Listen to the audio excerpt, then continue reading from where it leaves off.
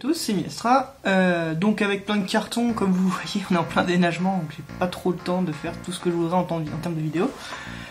Donc si vous faites cette vidéo, c'est que vous voyez, c'est le tournoi de Louviers. Alors avant de commencer à voir les matchs, etc., je vais un peu vous présenter mon ressenti de ce que j'ai fait, dans mon tournoi. Donc j'ai commencé, donc là c'est un super tournoi, hein, comme d'habitude à Louviers, on s'éclate et ça. Il y avait pas mal de monde, on était quand même pas loin de près de 40, je crois qu'on était 41 au début. Quelques gens qui ont dû partir en plein milieu, mais je crois qu'on était une bonne quarantaine. Donc c'est très bien, hein, voilà, on a eu beaucoup de monde. Donc moi j'ai joué mon deck au vent. Je vous l'ai pas encore présenté, enfin je voulais pas présenter mon nouveau deck. Ça arrivera certainement d'ailleurs. Quoique vous le verrez un peu dans le premier match, parce que le premier match c'est le mien. Donc c'était un super tournoi. J'ai commencé donc à jouer avec ce deck. J'ai commencé très bien, hein, j'ai commencé à gagner mes 3 premiers matchs. Donc j'ai commencé après 3 rounds, j'étais à 3-0. Donc j'étais très bien. Puis est arrivé la descente aux enfers. J'ai commencé un match où j'avais le match-up contre Benjamin Bleuze.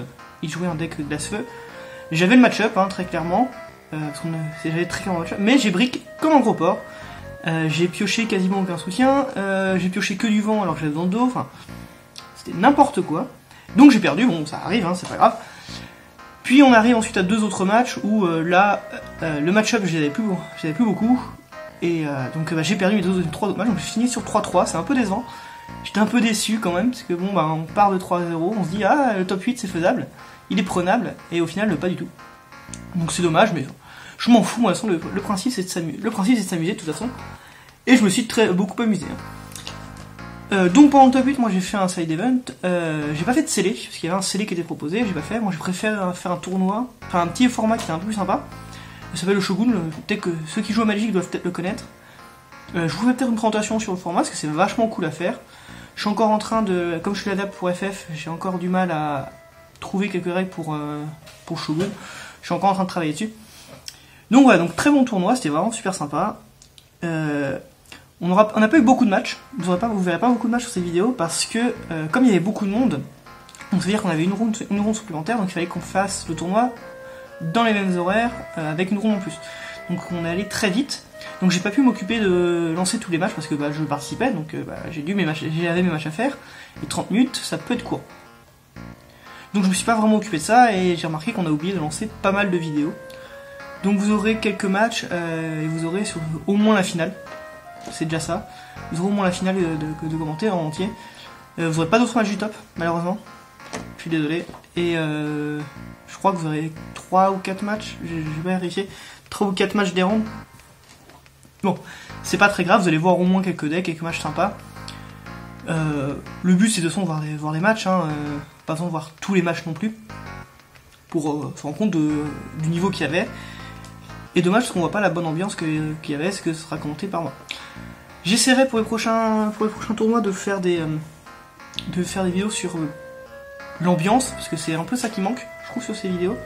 Dites-moi ce que vous en pensez, si ce serait sympa de voir un peu comment fonctionne un peu plus un tournoi, que ce soit en termes de...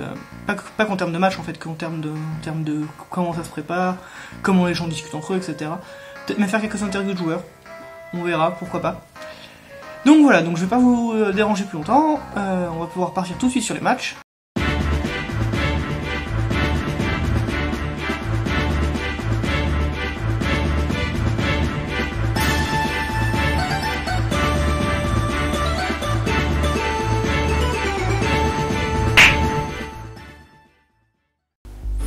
Donc nous voici pour le premier match. Donc là ça va être facile, c'est un match que j'ai fait. Donc je vais pouvoir au moins vous en parler en connaissant le match-up, en connaissant ce que je fais. Alors donc je joue un au vent et en face ça joue un au foot. Voilà. Globalement. Donc l'idée du deck. Alors l'idée de mon deck au vent, c'est qu'on va jouer pas mal d'unités normales. Et on va en gros essayer de bourrer un peu avec ça, de jouer un jeu un peu agressif, tout en contrôlant tout le terrain avec nos invocations. C'est l'idée. Donc on joue Yuna parce que Yuna c'est très important, et comme on joue des unités normales, on va jouer Arc, qui permet de booster. Les booster de les rendre assez violentes. Donc là j'ai un T1 plutôt correct, j'arrive à jouer 2 soutiens. C'est un bon début. En face, donc ça joue au foot, donc ça va défausser Branette pour jouer une crédit, donc ça, vu que ce au foot il joue avec des chevaliers, booster, faire activer les chevaliers, ça peut être intéressant.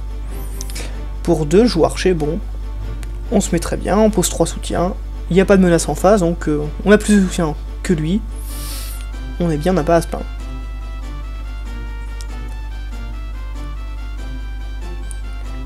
Alors, qu'est-ce que ça joue? Ça a défaussé un mage rouge pour jouer un mage rouge. Ok, très bien. Et ça joue un autre, donc voilà. Pour le moment, j'ai l'avantage parce que j'arrive à avoir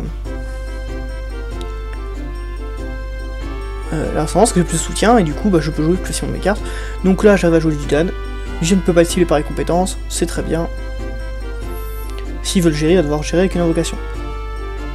Bon, le problème, c'est qu'en haut foudre, des invocations, il y en a, quoi. C'est pas ce qui manque. Entre les Odin, les Ramus, les femmes frites.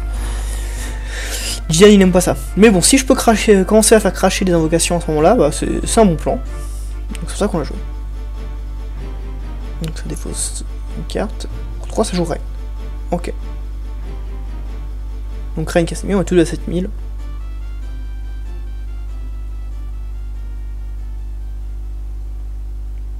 Par contre, Reign est très dangereux. Hein. Faut faire vraiment très gaffe à cette carte.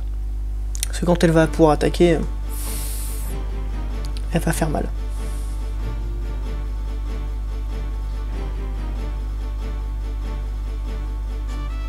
Alors je vous avoue que comme on a fait plein de matchs, je me souviens pas de tous les matchs, donc je me souviens plus vraiment de comment ça s'est passé. Mais on va voir. On va redécouvrir ça ensemble. Attention, petit bruit de flotte.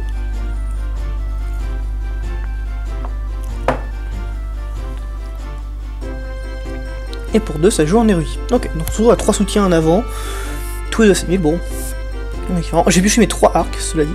Par contre, j'ai pioché Maria. Et là, Maria, ça me met bien parce que je pourrai attaquer tranquillement. Donc il me monte sa main. Alors. Bon voilà, vous la voyez pas, mais je me souviens plus non plus. Tout ce que je faisais, c'est qu'on a défaussé la Béate. Ça me paraît voyez, donc du coup on va réactiver Jidan. Comme ça, on peut défendre avec. Et ça perd Agrias. Bon. Agrias, c'est bien que ça disparaisse parce que ça peut faire venir très vite de personnages très pénibles. Et avec Raid qui peut dans les boosters, ça peut être très dangereux.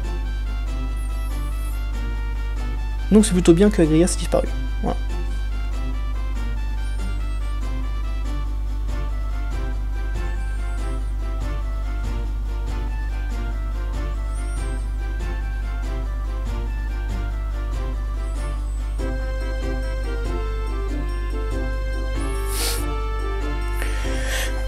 Donc je sais pas trop quoi dire, je sais pas trop ce qu'il peut faire, je me souviens plus trop de ce qu'il peut faire, donc il va essayer de gérer Jidan je suppose, donc pour 3, le Viking va piocher, ok.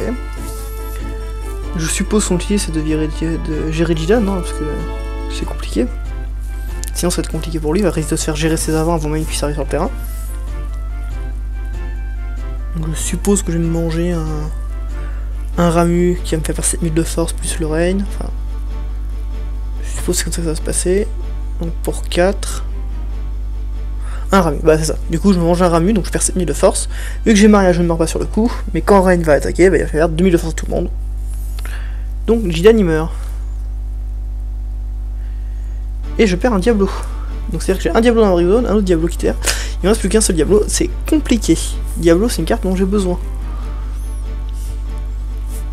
Donc c'est pénible, perdre les cartes comme ça... On va jouer Viking, moi aussi. J'ai rien joué d'autre, parce que je dois avoir rien d'autre à jouer, donc... On va essayer de piocher au maximum pour essayer d'avoir des réponses. Mais j'avoue que là, avec ma main, je crois avoir un Urge des Ténèbres.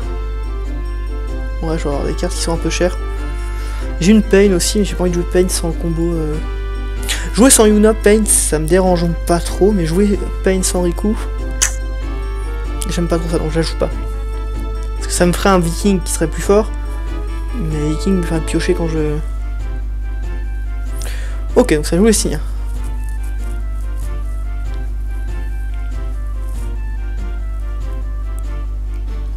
Donc ça attaque Crane. Mon Viking étant à 4000, il ne meurt pas, donc... Famefrit qui tombe. Moi je vais faire l'effet, hein, très clairement. Il va perdre son Viking. Je perds le mien. C'est ce qui allait se passer de toute façon s'il attaquait avec Viking. Donc, On pioche 5 à notre petite carte. Voilà.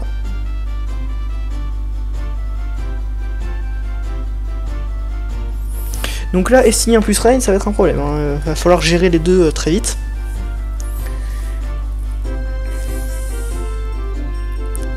Alors, pour 2, je vais jouer Valfort. Donc là, j'ai joué Valfort, je vais faire 3000 à tout le monde.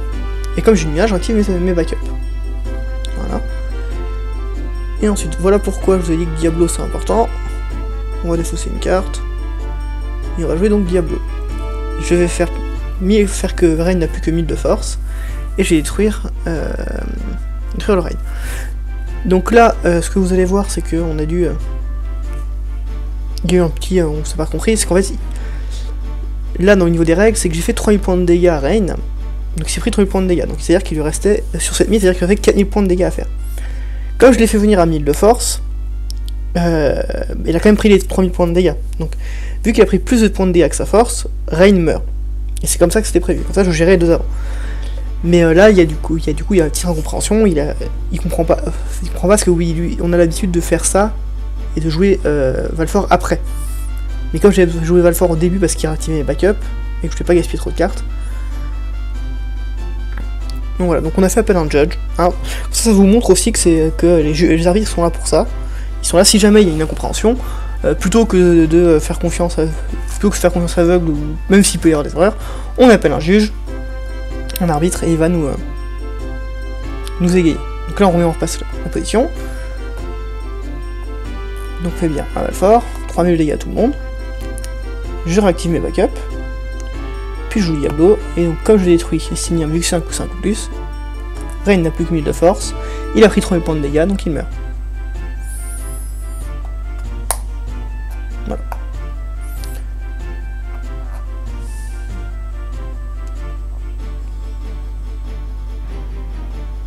Donc on a géré le terrain, c'est bon. Un Estinien et Reign en moins, c'est clairement une bonne nouvelle. Je vais pas jouer d'autre chose, ça me paraît un peu compliqué.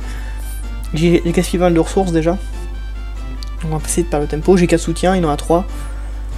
J'ai Maria et Arc sur le terrain, donc moi j'ai mes boosts, pas lui. Il a toujours pas pêché ses Ovelia.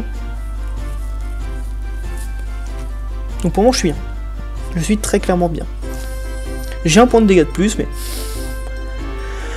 Encore une fois, tant qu'on n'est pas à 4-5 dégâts, c'est pas grave. C'est clairement pas grave.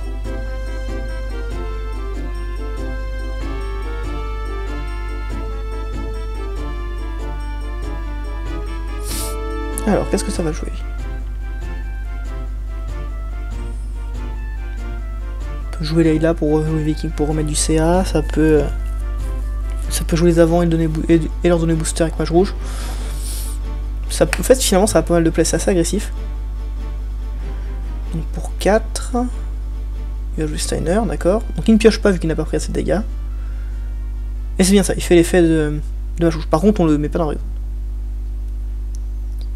Il n'y a pas besoin de le mettre dans la brise de ce mage rouge, donc il fait une booster à Steiner et il attaque. C'est très agressif. Donc je fais 3000 à tout le monde avec mon Valfort et je réactive mes backups. Bon, ça suffit pas pour le tuer. Hein. Par contre, ça me permet de faire ceci, je peux payer 2 et détruire sa crédit. Voilà. Comme ça, il ne peut plus la réactiver. Enfin, quand il peut plus la réactiver comme il le veut. Et en plus de ça, bah... donc pour 2, on va jouer Gladiateur, et pour 3... Qu'est-ce qu'on va jouer? Iris. Donc là, on est tous les deux à 8000. Et comme il a perdu son soutien haut, bah ça va être plus compliqué pour lui pour jouer les cartes haut. Donc là, on est tous à 8000. Globalement, moi, Iris, c'est limite rentable qu'elle meurt, entre guillemets, parce que quand elle part en break zone, il y a des avantages. Steiner, s'il meurt, il ne se passe rien. Donc s'il va attaquer, je vais bloquer avec Iris, je suppose. Cela dit, j'ai aussi besoin... j'ai aussi besoin de pas mal d'avant. On va falloir faire attention. Donc Layla, plus Viking. Il va falloir faire gaffe.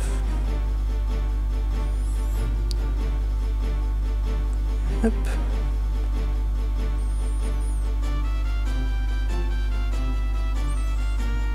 Et donc là, non, je peux plus bloquer facilement avec Iris, on va pas mourir que 2, parce que son Steiner pour faire gagner plus 1000 avec les Layla et les Vikings. Donc s'il va attaquer, là je vais clairement le laisser passer.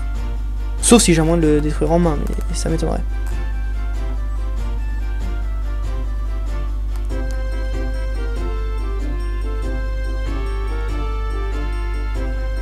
Donc il n'attaque pas non plus. Donc c'est très bien, ça m'arrange. Je crois que je pioche une Riku en plus. Voilà, donc je pioche une Riku, donc c'est très bien. Il va pouvoir commencer à jouer mes Pain. Et à faire mon CA comme je le fais habituellement. Elle a mis du temps à arriver, mais elle est arrivée, donc très bien. Et je vais dire, fin de tour, je vais rien jouer d'autre, parce que je peux pas attaquer avec Iris. Et bah tant pis, hein, on va accepter de se prendre quelques dégâts. C'est pas très grave. Faut juste espérer qu'il me vire pas ma Iris et qu'il me joue pas un avant plus pour donner booster. Je joue un peu avec le feu, mais bon. Il faut bien, hein, je peux pas me permettre d'attaquer facile, je peux pas me permettre d'attaquer. Je peux me permettre d'attaquer comme je veux, je peux pas me permettre de ne pas jouer de soutien, j'ai besoin de mes soutiens, hein. Mine de rien, je joue du vent. Donc le vent, ça a besoin de soutien. Alors, comment ça va réagir en face? Ça paye 2, 3, 4. Odin, ok, donc ça détruit. Donc là je vais me prendre 3 dégâts dans la tête. Ça va faire activer mes soutiens, mais je vais pas trop en profiter. Faire un archer, c'est quoi le dernier que je perds? C'est une carte rouge, mais là j'arrive pas à les voir d'ici. Donc là je fais à 6 points de dégâts, c'est compliqué.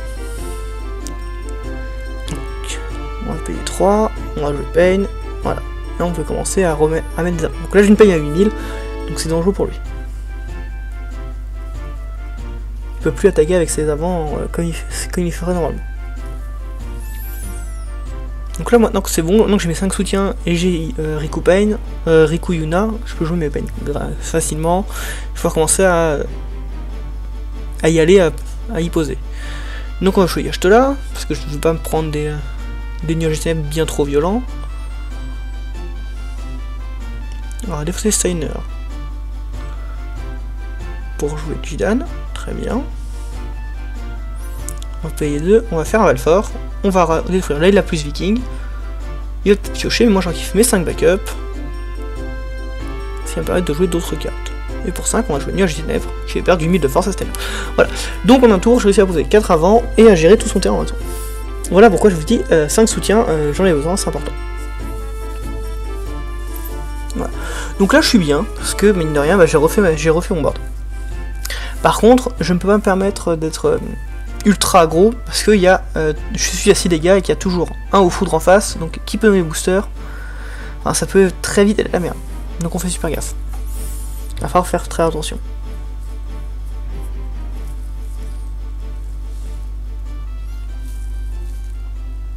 Donc en plus il me reste plus qu'une carte en main, parce que j'ai géré un terrain, mais j'ai craché toute ma main, hein, littéralement.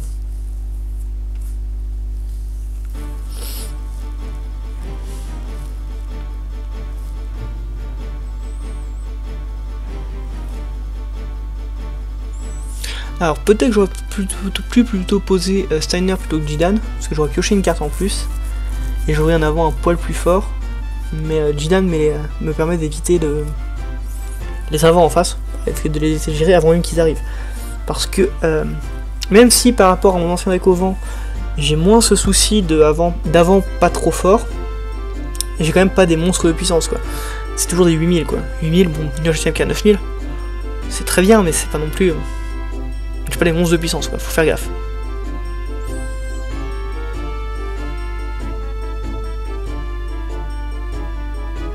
Alors qu'est-ce que ça va jouer en face?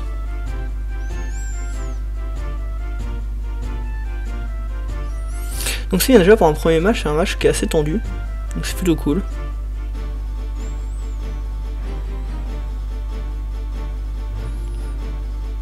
Après au niveau des ressources j'ai vachement l'avantage, j'ai 5 soutiens. Donc il va rien jouer.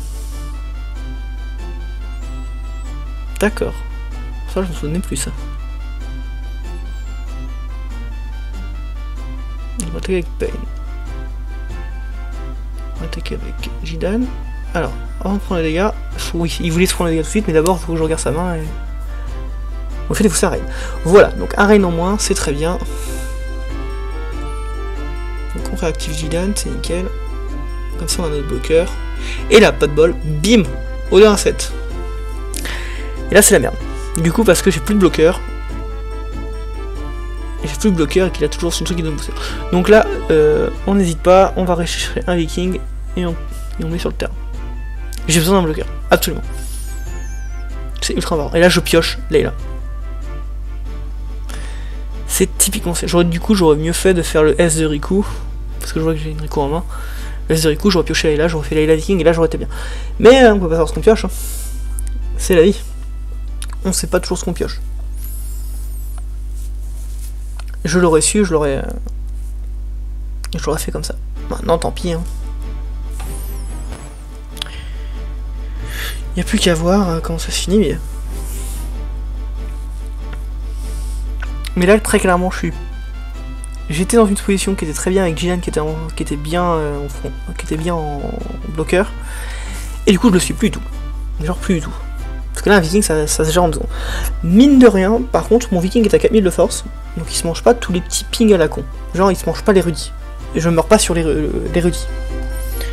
Voilà pourquoi Arc plus Maria c'est cool dans ce deck là, ça fait que nos vikings se prennent pas tous les petits pings à la con. Parce que là il faisait un coup d'érudit. Mon viking mourait, il jouait en avant en gaspillant 2 cartes de sa main. Il les mousseurs, il attaquait, il avait gagné.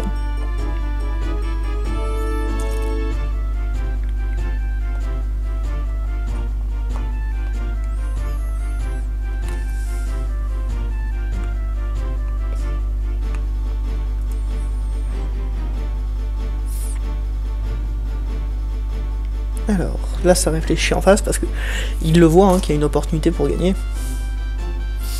Donc faut bien gérer les coups. Alors je connais pas sa main malheureusement. Je peux pas savoir ce qu'il a. Mais le fait que je lui fais défausser un Rain, c'est super bien parce que je crois qu'il avait un Rain en main.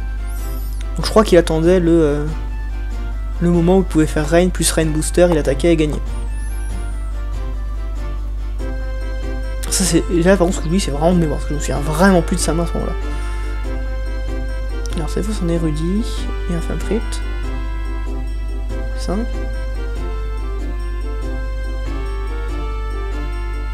Alors pour 5 qu'est-ce qu'il va jouer? Pour 5 son deck c'est soit Estinien, soit Nuage des Ténèbres.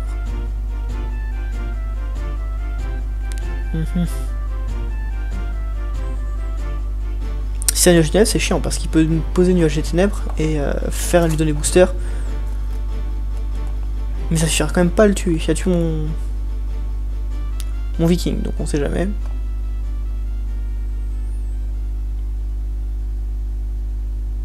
Il récupère son femme frite. Ok, donc il veut juste revenir sur son. Donc il a joué Beat, ok. Très bien.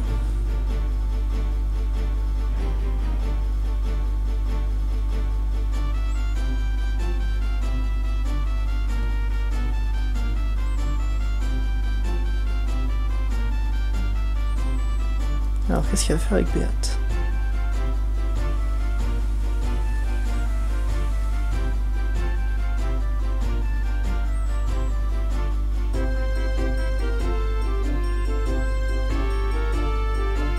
D'ailleurs je viens de remarquer mais là il vient de défausser deux foudres. Donc c'est à dire qu'il a payé Beat sans compter son donc il y a un misplay là. Et je l'ai pas vu. Parce qu'en fait il avait joué, il a récupéré Femme Frite en main, du coup il a plus les CPO. Donc là il y a un misplay, il aurait pas dû pouvoir poser Beat. D'accord, mais il ne joue pas Beat donc ça va. Peut-être que je vais faire marquer, ça dit. Donc ça là des fausses.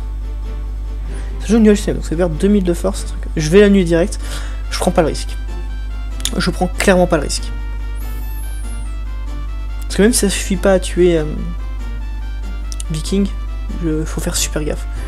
Il suffit qu'il puisse me détruire puisse faire perdre encore un peu de force. Faut faire attention. Hein. Puis moi j'ai perdu une Yashola, mais Yashola était là pour ça de toute façon. Elle a fait ses dégâts, c'est bien.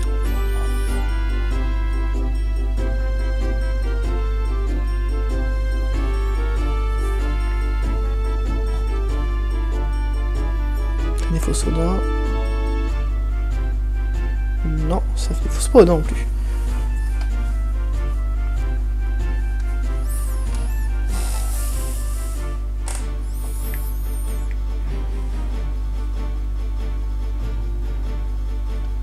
Donc là c'est un tour qui est un peu long, mais c'est normal parce que bah, c'est les tours où il peut peut-être gagner sur le coup, donc il va essayer quand tout le monde essaie de faire ce qu'il peut pour gagner. Donc faut prendre le temps de réflexion, c'est pour ça qu'on a 30 minutes dans les matchs, c'est pour tout ce temps-là de réflexion. Si jamais les gens jouaient juste leur tour en une demi-seconde, ça irait beaucoup plus vite.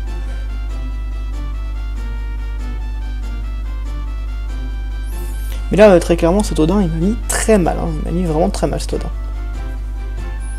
Je me serais pas pris, j'aurais un Jidan à 8000, qui peut pas être ciblé par les compétences, j'aurais été bien mieux.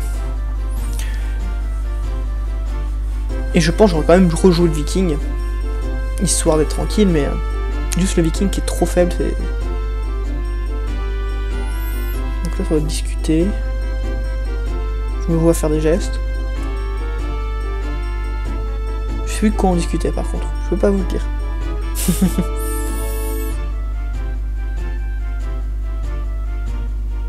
Ah, c'est parce qu'il y avait des gens qui étaient venus regarder, on discutait, ils venaient voir la caméra, c'est ça.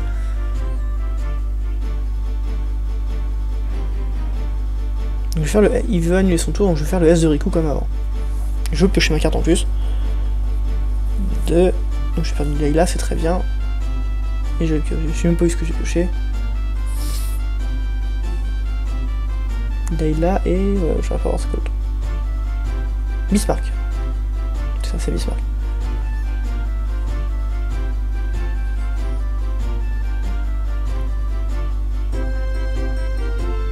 Donc là on utilise juste de se débarrasser de nuage on fait gaffe, parce qu'il vaut mieux prendre le coup.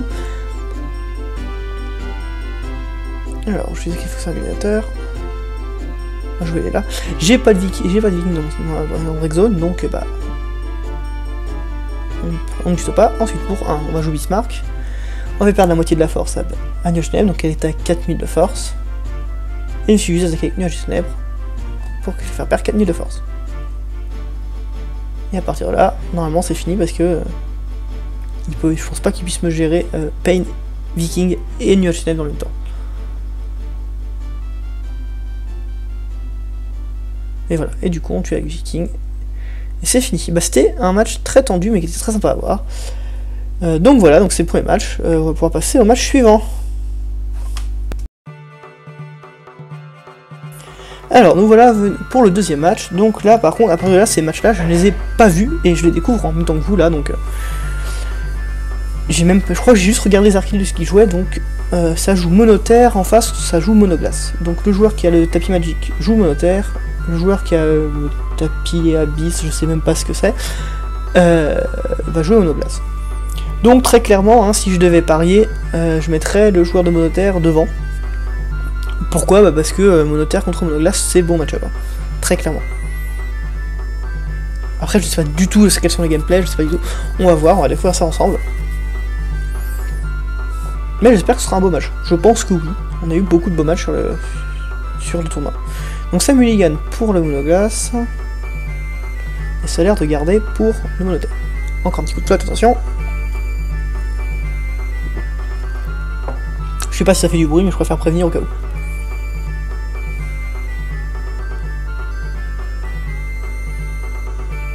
Alors donc c'est le joueur glace qui commence. Il joue avec un peu de terre déjà, ce qu'on voit des Cécile. Donc c'est-à-dire qu'il doit jouer les champs de Toto, etc.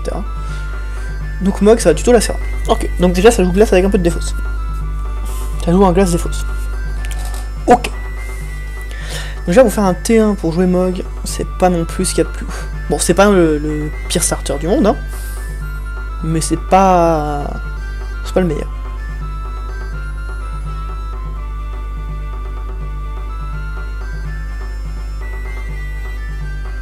Alors, ça a l'air de mélanger en off-screen, hein. Et ça mélange longtemps.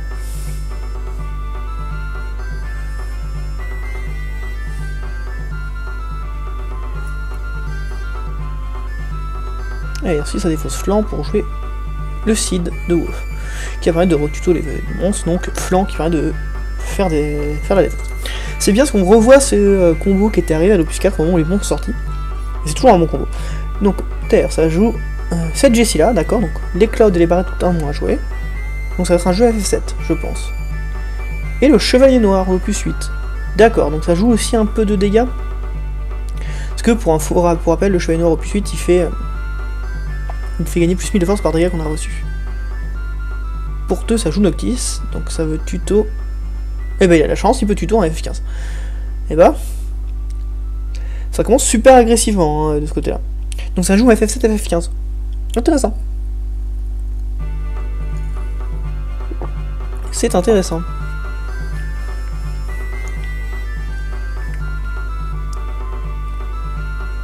Donc ensuite, pour 2 glaces, qu'est-ce qu'on va en faire? Ces cartes, ça joue Genesis. Bon, Genesis, hein, c'est du gel, voilà, pour moi. Donc ça met un peu de pression en face, parce que mine de rien, Genesis, il met beaucoup de pression en face. S'il va devoir bloquer, sinon on va devoir défausser une carte de sa main. Ce qui est pas forcément en terre, on n'a pas envie de se faire défausser. Hein, très clairement.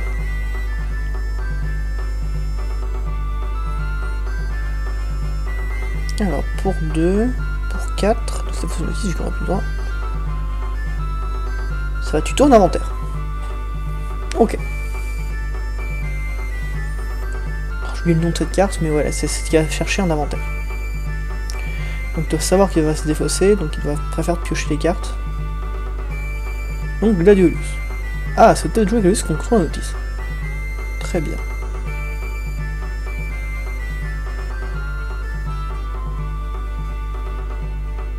Très bien, très bien.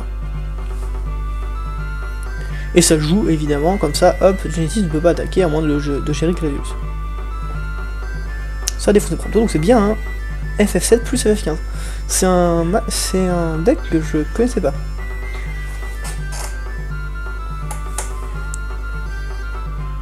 Ça joue Veritas, bon bah... Hein. Je pense que c'est Noctis qui va dégager. Oui. Très clairement c'est Noctis qui dégage.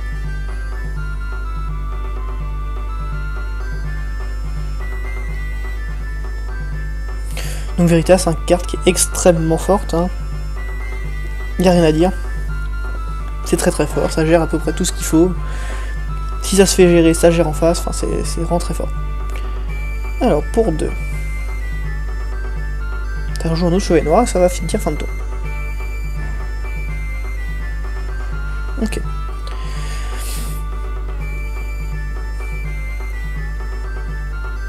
Donc là, la monoglace, il a un petit peu l'avantage au niveau de l'aggro, mais il a toujours que le soutien. Et encore une fois, la glace, ça veut pouvoir lancer plusieurs cartes par tour. Alors juste avoir de soutien, c'est pas fou. Ça passe même complètement son tour. Parce que Veritas ne passe pas, hein, très clairement. Et qu'entre perdre un Veritas et que en face à perdre un de ses soutiens, moi ça perd ses soutiens 20 000 fois. Donc même s'il a plus d'avant qu'en face, bah Gladiolus il bloque tout. Parce que c'est un avant qui est plus fort que les deux avant.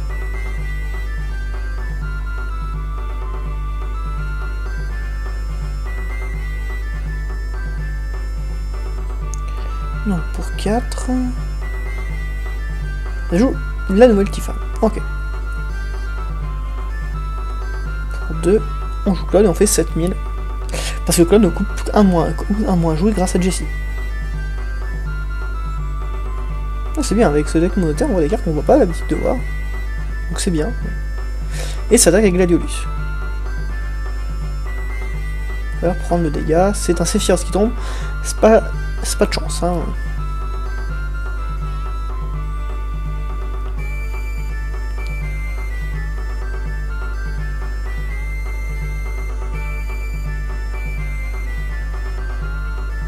Donc là on a une Tifa qui a 8000 bravoure, c'est très correct.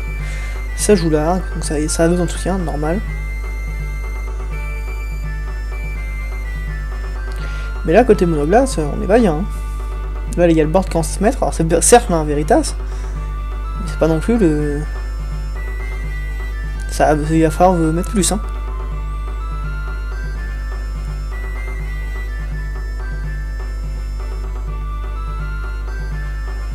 Ça va attaquer avec Gladiolus, forcément, qui est à 9000, donc ça peut pas défendre tranquillement. On perd Edward. Donc c'est un monoglace défausse, on n'a pas encore réussi à faire défausser une seule carte. Hein. Et ça va jouer Leil, évidemment Leil qui est très fort parce que ça gêne tous les combos adverses, toutes les invocations adverses. qui joue jusqu'à 4. À partir de 5 ça ne gère plus, mais en invocation glace, c'est 4 le maximum avec Zalera, donc ça globalement, là il va pouvoir gérer toutes les invocations qui vont pouvoir lui venir dans la tête. Donc là pourquoi il a pas attaqué avec Tifa? Parce que il a pas besoin d'être pressé en fait. Il a l'avantage, il a plus de backup, il a plus d'avant. Pas besoin de se presser. Donc ça va attaquer, voilà, ça prend avantage, ça essaie d'attaquer avec Veritas. Mais encore une fois, pourquoi bloquer? Bon, on perd un Across, c'est pénible, mais voilà. Comme ça, on va pouvoir commencer à faire des dégâts, enfin des compétences avec le Chevalier Noir. Et bah il a duelé son Veritas, donc... Alors, sachant de Tuto, bon. Il fallait le faire. C'est pour ça que ça attaquait Veritas. Comme ça, si on perdait son Veritas, bah, c'est pas grave. Au moins, il était perdre un backup ou un... S'il pouvait faire perdre un backup avant de lancer son Chantoto, c'était rentable. Donc là, un dégât à Chantoto, c'est ce qu'il fallait faire. Mais il y a toujours 5 soucis en face. Donc ça joue Barrette pour 4, il coûte toujours un de moins joué. Et après, au moment où il va attaquer, il va commencer à faire sa main assez facilement. Ce nouveau Barrette est vraiment très intéressant. Le starter FF7, il a récupéré quelques bonnes armes. Donc ça, le duel joué avec Genesis, très bien. Ça joue glace, hein, donc forcément on sait qu'on peut pas attaquer quand on veut.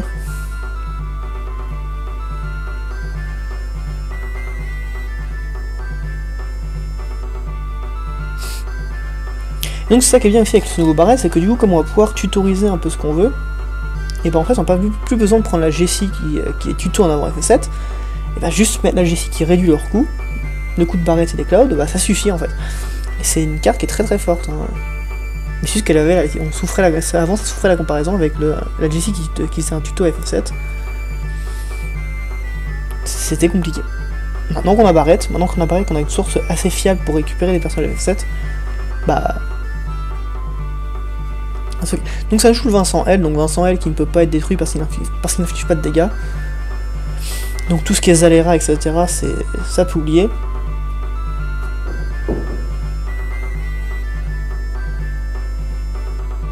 Donc là, c'est-à-dire que Genesis ne peut toujours pas attaquer. Hein. Il est toujours coincé là.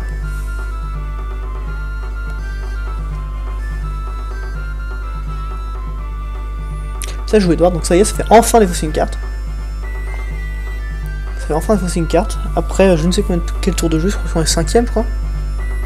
Pour ça, défausser un titan, bon. C'est vrai que titan dans le match-up, c'est parce qu'il y a plus intéressant.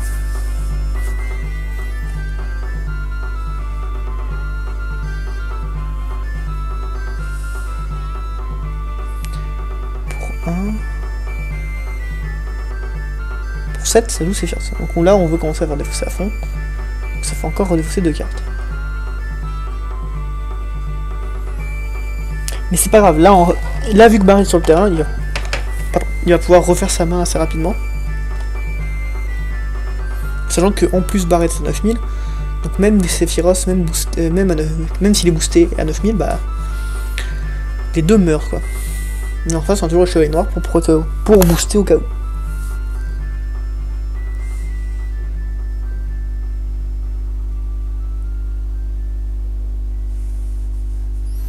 Donc ça va attaquer avec Barrette. Alors je sais plus comment ça va les 5, je crois qu'il y aura 5 premières. Non, les 4 premières. Voilà, donc ça récupère une Tifa, parfait. Le reste vend tout. On se refait sa main, même si on avait perdu notre main avant. Voilà pourquoi Barrette c'est si fort. Surtout contre on a glace.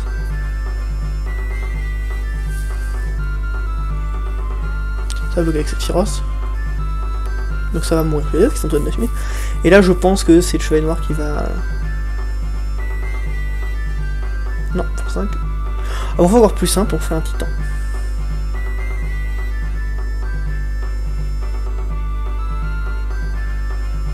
Donc on gère tous les avants. Et on a fait un dégât. C'est parfait. Donc titan qui avait plus 2000 à Barrette, ça a détruit en plus le Genesis. Et vu que ça avait gagné 2000 de force. Donc là qui duge le Barrette. Ah Barrette, hein, faut pas le laisser attaquer tout le temps, sinon il va faire beaucoup trop de CA.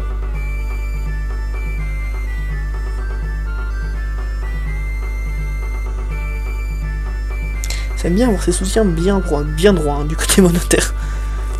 Qu'ils soient bien alignés.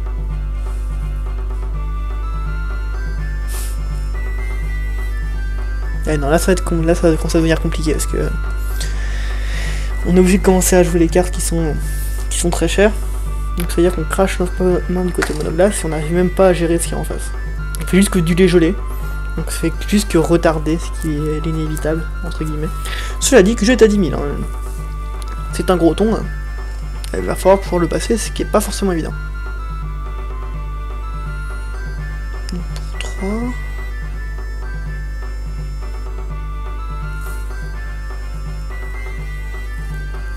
Peut-être jouer une Noctis L, ok. Très bien. Et ce tire en tour. C'est-à-dire qu'en plus, on peut même pas attaquer comme on veut.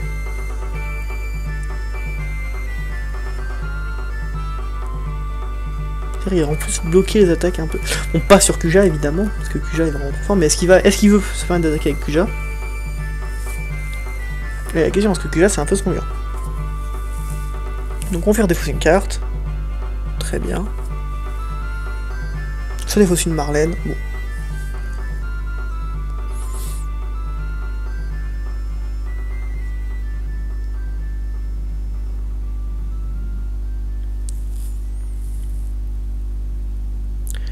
Ok, donc ça n'attaque pas évidemment, hein, comme prévu. Et là, Barrett va pouvoir recommencer à attaquer. Parce que mine de rien, l'effet de la terre, c'est que de se bouffer ses avances, c'est facile. Alors que la glace, pas du tout.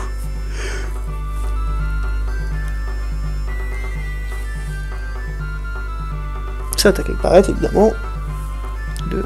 Ça récupère une Tifa. On passera encore une Tifa. Donc c'est-à-dire qu'il a 2 Tifa en main.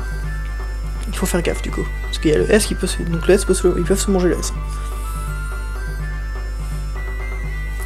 Donc c'est là que Kuja. Donc qu'est-ce que ça va avoir comme réponse? Chevalier noir, donc il demeure.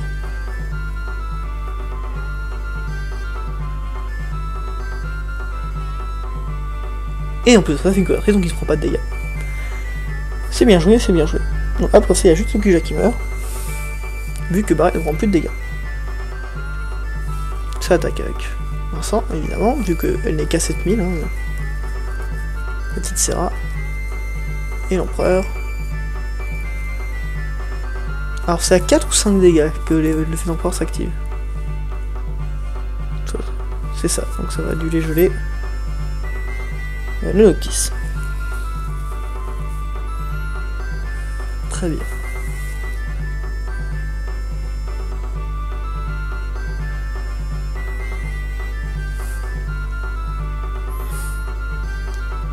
Donc là, hein, très clairement, on est à 4-1. Il y a plus de bornes en face. Ça va être compliqué pour Monoglace de revenir.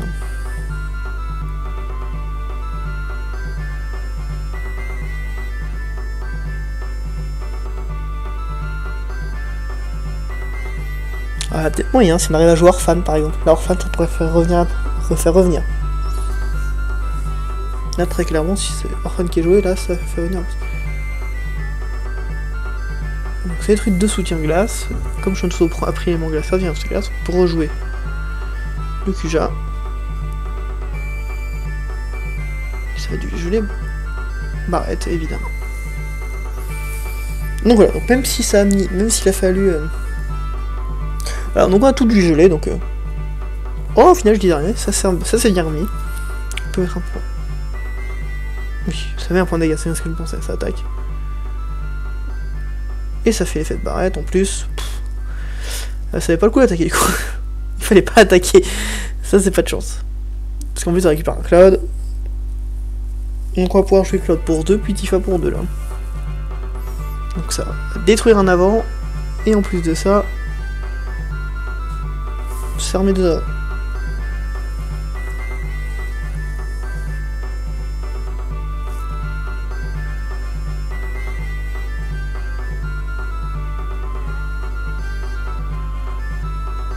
Donc ça va jouer Cloud, je suppose. Voilà, ça fait 7000 à Katsera. Et pour 2, ça joue Tifa. Ah non, ça va peut-être pas jouer comme ça. Pour 2 Tifa, si. C'est bon. Et voilà. Donc ça veut juste garder les soutiens, ça veut juste garder le light activé pour éviter les les aléras par exemple. Même si les aléras ne marchent pas, donc ça peut éviter les glaces à la bolasse. Vaut mieux prévenir que guérir. Alors. Pour de ce colis, donc ça va être du lait gelé, Tifa. Très bien. Et ça va geler. Pareil. Ça me fait un autre, de toute façon. Je ne vais pas forcément faire grand chose d'autre.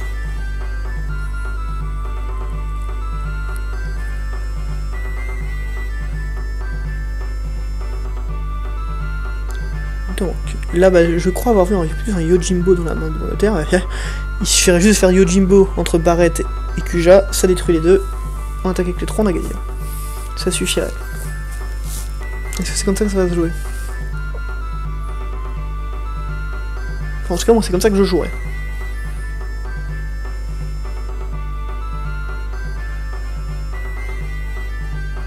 Après, ça se trouve, il n'y a pas Yojimbo en main, peut-être pu le défausser aussi depuis le temps. C'est possible aussi. Ça fait le S de Vincent. Bon. Ça va attaquer avec Noctis. Ça va attaquer avec Cloud. Ça repère un Genesis. Ouais, bah là, je crois que le match est fini. Hein. Très clairement. Il y a 5 garants sur le terrain. Il pourra pas tout gérer d'un coup. Il pourra rejouer une chante Toto, cela dit. Il pourrait largement rejouer une chante Toto. Encore faut-il l'avoir pioché.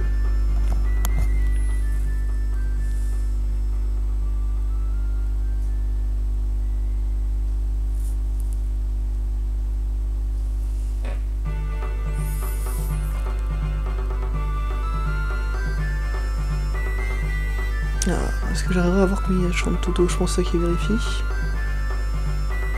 Alors, qu'une qui est tombée.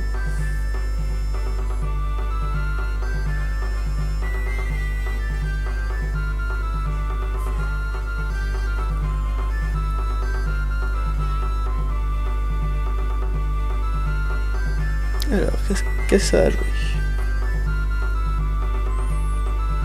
Ça va redécouvrir de ses soutiens pour récupérer le Kuja. Et le rejouer, hein. Bon. C'est pas pour dire que si on fait ça, c'est que c'est un peu les derniers espoirs, parce que là...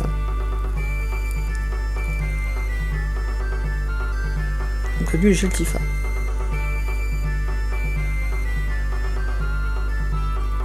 Ouais, mais là... J'arrive pas à voir ce que t'as en main, monsieur Monoglace, mais... c'est très mal barré.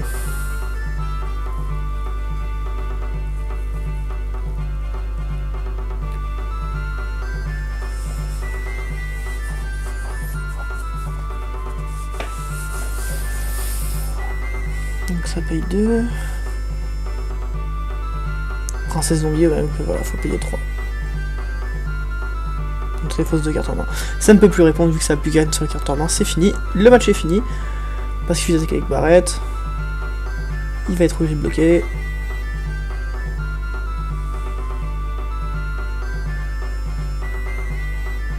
Et ça peut même faire le S de Vincent avant même que ça bloque. Maintenant en plus. Donc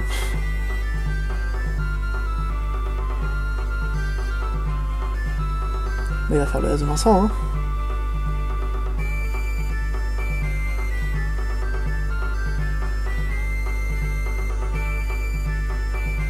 C'est ça, il fait le S de Vincent, ça détruit Kuja avant même que ça puisse bloquer. Voilà, bah donc du coup, ouais. C'était un match très unilatéral, hein, il n'y avait pas de grand truc. Bon bah c'est ça. Voilà, c'est tout pour le deuxième match. On va pouvoir se voir maintenant pour le troisième. Alors, nous voilà donc pour le troisième match, et donc dernier match des poules. Hein. C'est le seul que j'ai réussi à récupérer. Alors là par contre j'ai pas trop vu, je crois que c'est un Tervan contre un Rainbow. À gauche ça joue Rainbow. Et après ça joue Tervan de l'autre côté. De mémoire. Rainbow aussi, pour ceux qui connaissent pas, c'est un Tervan dans lequel on va rajouter des cartes d'autres couleurs. Notamment des Phoenix et des Dark Fina par exemple. pour, vu qu'on joue souvent avec Chaos, pour pouvoir pallier à plus de situations. Donc ça joue Semi-Lafina, évidemment dans un deck Terre-Vent, c'est très important. Les Simistellaires coûtent moins cher, ça fait des dégâts, donc on peut faire sur les Deluma. Bon, ouais. C'est très fort.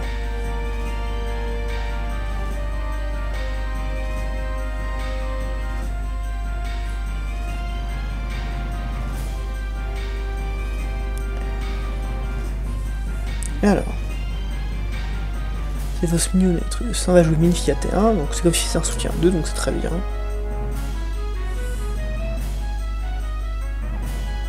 Donc on est un soutien contre un soutien. C'est une partie assez lente, entre guillemets. Je mets vraiment entre guillemets. Hein. Voilà, ça veut pas être agressif tout de suite. Là, il faut son Noctisme pour jouer. Ouais, il faut se Plancard pour jouer aussi Minfilia, donc voilà. Je sais même pas ce qu'il y a défaussé, malheureusement. C'est un peu trop loin. Par rapport à la caméra.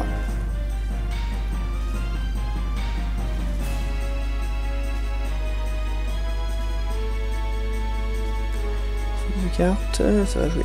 Ok, donc ça va tuto en guerrier. Qu'est-ce que d'autre ça peut tuto dans ce deck? Alors, soit lui-même. C'est un guerrier? D'accord. Oh, je savais même pas ça, tiens. Je ne savais même pas.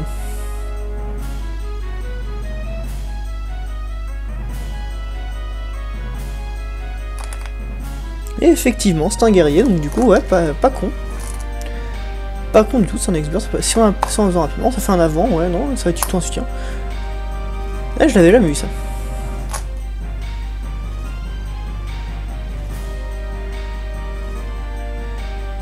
Après, le Terre-Vent, c'est pas un deck que je maîtrise à fond, c'est pas les decks que je joue. Et je joue pas vraiment beaucoup contre Terre-Vent non plus.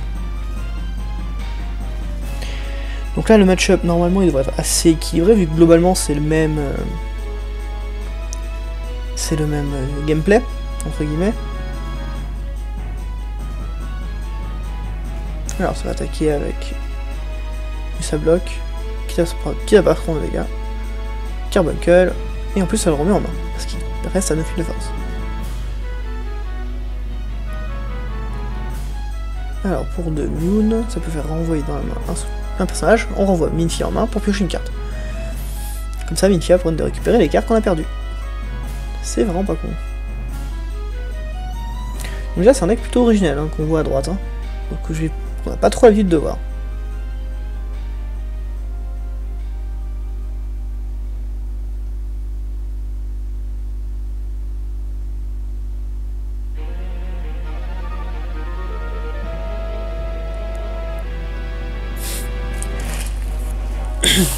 Alors, qu'est-ce que ça va jouer de côté à gauche, du côté gauche? Pour 3, ça va jouer donc Simistellaire. Donc ça tuto un personnage FF11. Alors quel personnage FF11 ça va tuto? Je pose un Camelot. Voilà. Camelot qui nous permet de tutoriser un Chaos. Pour pouvoir lancer un peu de Rainbow. Parce que Rainbow a besoin de son Chaos pour avoir les CP nécessaires aux autres couleurs qu'il a dans le deck. Je suppose que ça va jouer Camelot tout de suite. Non, ça ne joue pas Camelot tout de suite. On attend un peu.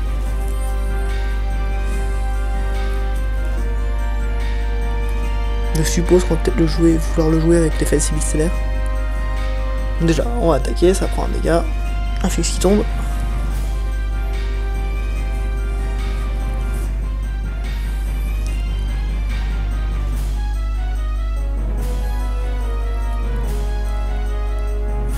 Donc Phoenix, qui est une excellente carte. Ça va récupérer pas mal de choses. Ça récupère Jidan et Eris pour jouer Minfilia. Pour 3, ça va très souvent pouvoir jouer Jidan pour pouvoir défausser le Camelot.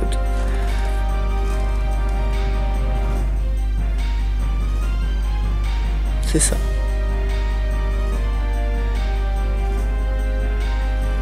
Ah, mais il y a quand même pas mal de choix. Tous les choix sont pénibles, en fait.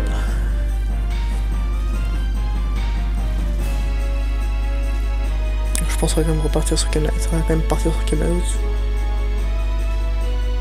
Ouais, quand même. Ça reste quand même l'avant le plus chiant des 3. Avec la plus chiant des 5. Parce que Phoenix il peut pas le jouer encore. 3, ça va jouer Yashtela. Comme ça, maintenant on sait que ça a beaucoup d'invocations dans la main. On joue Yashtela pour éviter de se manger ces dites invocations. Donc c'est ça que Jidan H est vraiment très fort. Hein. Déjà, ça fait défausser n'importe quelle carte en main, celle qu'on choisit. Et ça permet de voir la main de l'adversaire. Donc on peut déjà s'y préparer à l'avance.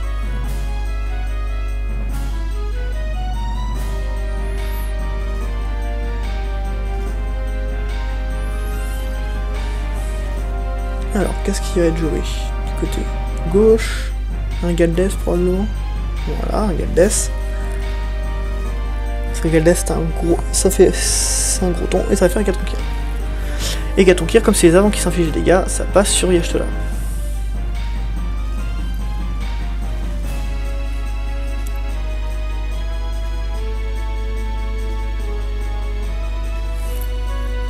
Et Gatonkir, en gros, ça fait que les deux gens, les avants s'infligent leur force, mais c'est comme s'ils combattaient en fait. Donc c'est pas des dégâts de compétence ou d'invocation. Donc la compétence des combattants d'Yashtela qui fait qu'elles ne feront pas de dégâts d'invocation de compétence, ça ne marche pas dessus.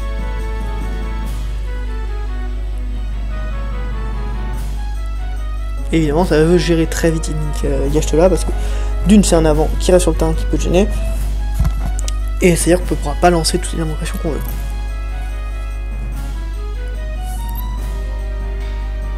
Oui, ça veut essayer de faire une équipe, mais ça marche pas, monsieur, c'est pas la même couleur.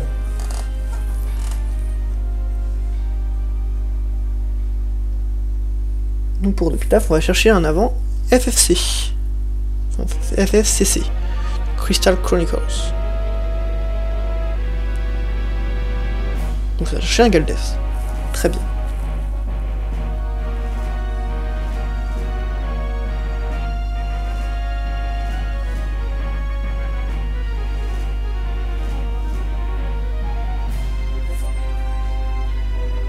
Alors.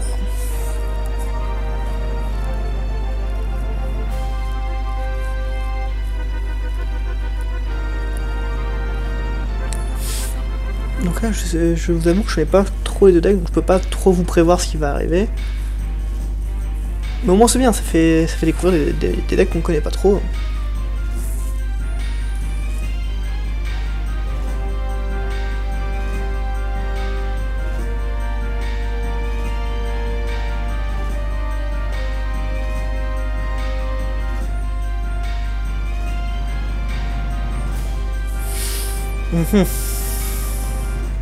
Donc là je pourrais pas trop vous dire qui a l'avantage sur qui, hein. Parce que d'un côté il y a Galdes, de l'autre côté on a plus de soutien, on a réussi à gérer à peu près tout ce qu'il y avait, mais de l'autre côté, enfin il y a Sivissar de l'autre côté. C'est compliqué là, j'avoue que... On va pas dire que je suis perdu, mais... Je saurais pas trop dire qui a l'ascendant sur qui là.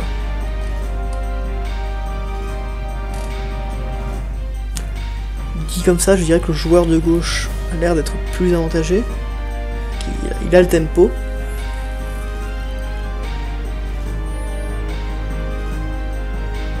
Au tour suivant, il y aura un autre Galdes qui va arriver, donc Galdes qui va arriver à droite, donc ça va être compliqué aussi.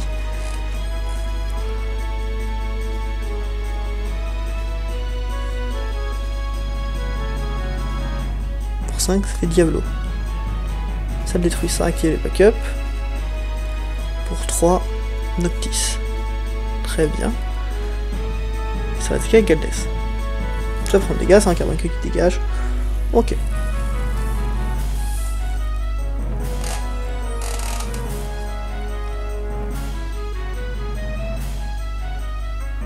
Donc ça, c'est Gaijin qui a 7 piles, donc les demeure.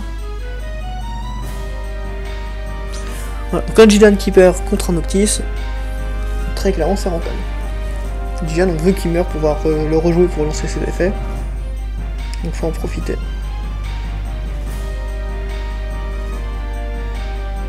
Donc voilà, ça joue Galdes. Donc on a Galdes contre Galdes.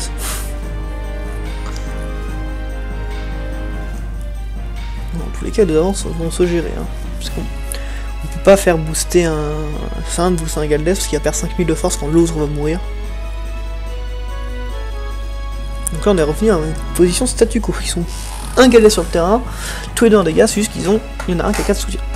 Ça ne bloque pas les Galdès, on vous préfère Galicien, et ça ne joue rien d'autre. Ok.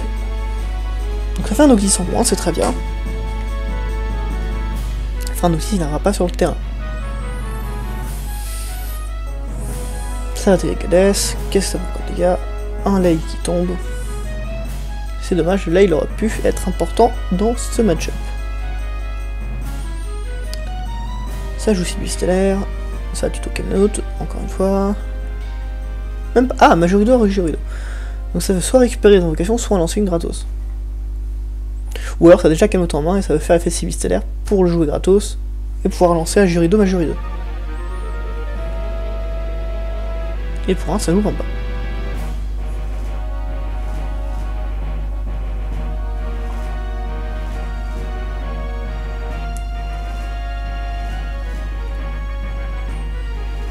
Alors ça joue Diane, tu veux justement voir ce qu'il y a en main. Zodiac, Chaos. Beaucoup de cartes ténèbres quand même. Hein. Un Ignis. Et un jeu et le game. Ah! Donc moi je serais d'avis de défausser Zodiac.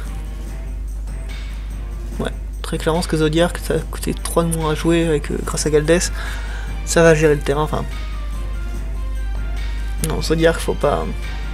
Fallait pas le laisser. Sauf qu'on pouvait lancer gratuitement avec un jeu de Majorido, donc non.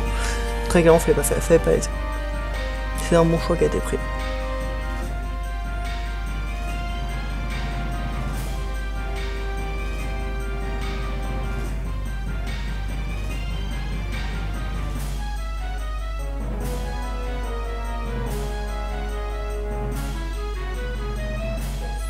Ça joue mineur. Alors j'ai un Analuma en main. Je sais pas si ça récupère. Hein. Je vous avoue que je ne sais pas du tout. J'arrive pas, quand on voit pas le signal, quand on voit pas la break zone, je vois pas ce qui a été récupéré.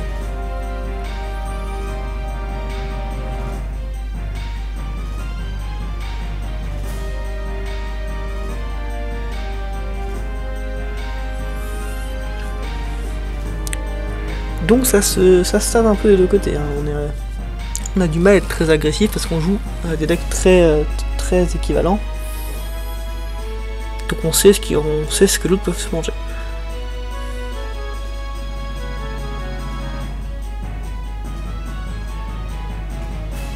Ça dans avec Galdès. Très bien. Donc on va perdre chacun notre Galdès. Mais ça fait un Diablo. Ok. Donc 1000 de force. Alors qu'est-ce qu'il fait comme effet? Il va peut-être récupérer un monstre, je suppose, du coup. Ouais, voilà. Vu que ça sert à rien de faire 5000 de force égale au Galdès adverse, autant récupérer les cartes. Effet de Sylvie Stellaire pour jouer Ignis qui a tuto un Noctis. C'est notamment jouer ce Noctis. La vidéo rame un peu.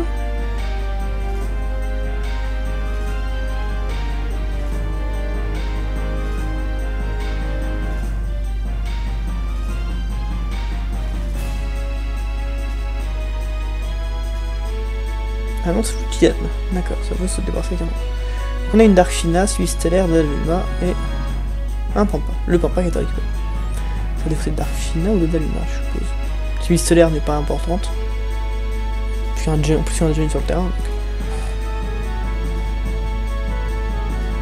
Là, le choix il est vraiment fait entre deux cartes. Hein. Dadaluma ou. Dadaluma, vu qu'il y a un Pampa en main, ça peut être dangereux.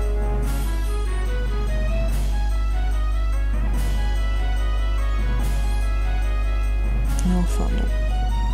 Ah, on va rejoindre le Pampa. Très bien.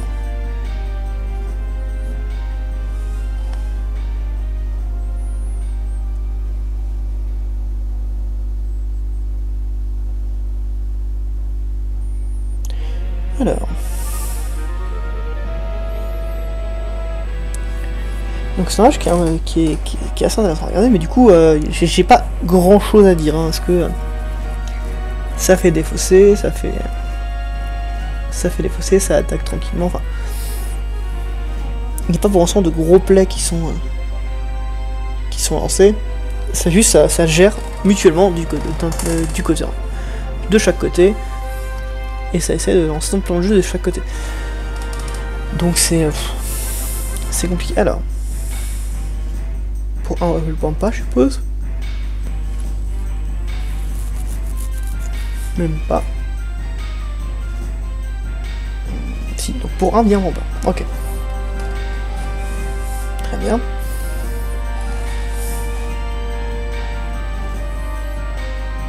Ça fait l'effet mineur pour récupérer Dadaluma, je crois.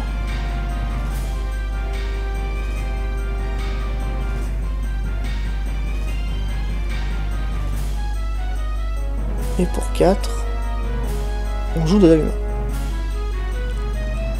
Sauf que ça n'a qu'une seule carte en main, donc Jidan n'est même pas affecté, parce qu'il est à 7000 de force. Donc Jidan ne meurt même pas sur le Pampaluma. Cela dit, ça reste quand même un avant qui est très gênant, parce que s'il reste sur le terrain plus d'un tour, on va piocher 2 cartes, et du coup là, au revoir Jidan, et on peut très vite lancer des combos qui vont faire mal.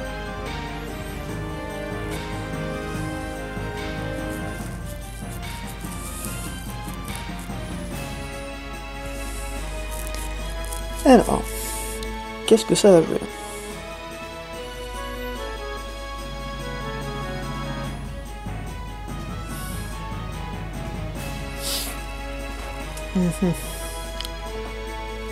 Alors...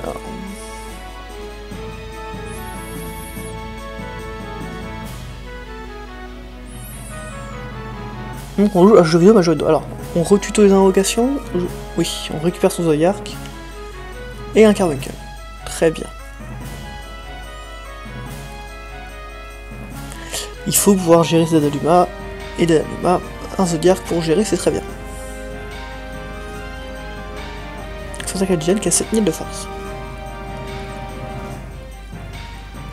Alors, qu'est-ce qu'on va faire? On va se le prendre ou pas? Ça bloque avec Dadaluma. Donc ça fait 4000 à Ignis. Et on suit son Dadaluma pour tuer Ignis. On fait un Carbuncle. Donc ça gagne 2000 de force. Mais comme ça veut dire ça n'est plus de soin, on récupère le Carbuncle en main.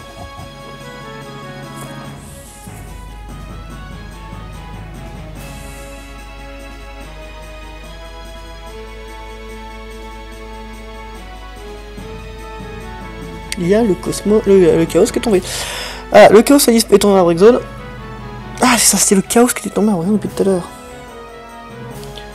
Ah, d'accord. Donc, oui, c'est compliqué ça du coup.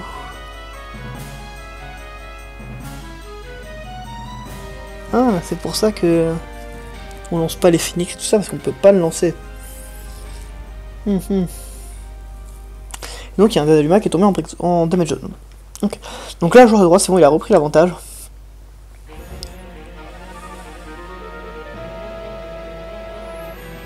Ça gère les avants au fur et à mesure. Ça va jouer mineur. Qu'est-ce que ça va récupérer? Un mineur?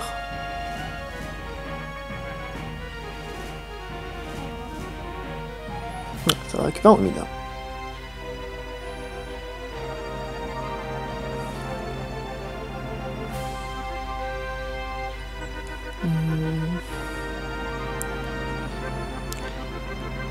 Ça finit son tour là, je crois. Oui, ça finit son tour, donc ça joue juste bien. Donc là, on va s'en manger au moins 2 dégâts. Donc on va passer à 5 dégâts. Ça a commencé à devenir compliqué là pour le joueur de gauche.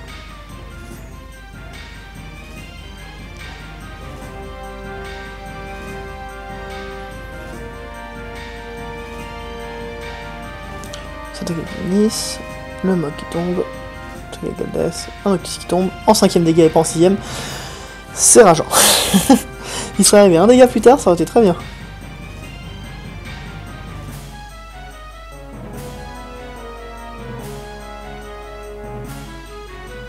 Non, c'est le 6ème dégât. Donc il y a un 6ème dégât. Ah bon.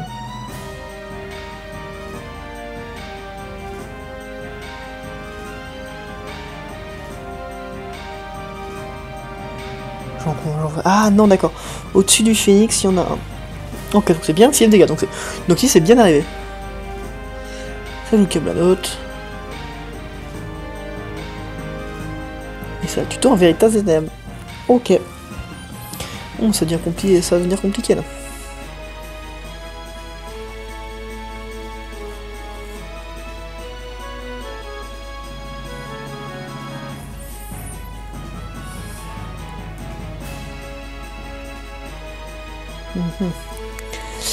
Ouais, là, il va falloir trouver des solutions pour le joueur de gauche, sinon, sinon c'est fini.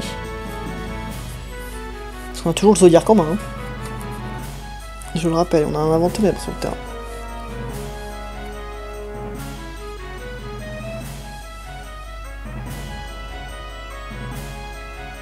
C'est-à-dire qu'on réduit le coût des Zodiac.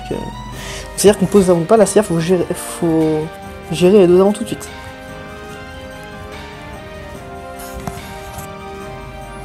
Et même si on gère les deux avant, bah il y a Veritas qui peut arriver. Enfin, et là, c'est compliqué. Donc ça le détruit. Et ça qui le backup. Et ça fait Mintia qui détruit en avant. Bien au ténèbres. Voilà, donc ça gère les deux avant, donc c'est bon. Ça sauve pas pour autant parce que bon bah. On sait quand même qu'on est barré, parce qu'on va se faire gérer ses futurs avant. Et vu que on a 6 dégâts contre 2, bah. Plus la partie avance, plus la meule arrive, et c'est le joueur de gauche qui perd. Je le rappelle.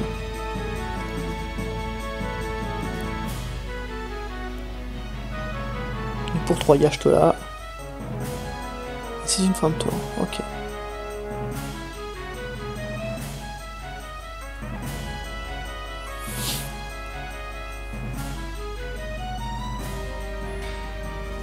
Ça joue Veritas, très bien.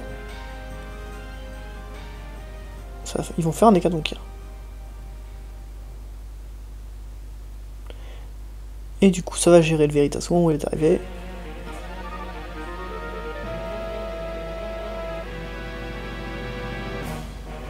Par contre, pourquoi il n'a pas détruit de ces personnages? Parce qu'attendez, il a fait Hécatonchir, donc il a fait 7000. Veritas qui est mort. Et comment il a fait 1000, il est militaire à break zone. Donc on récupère un personnage.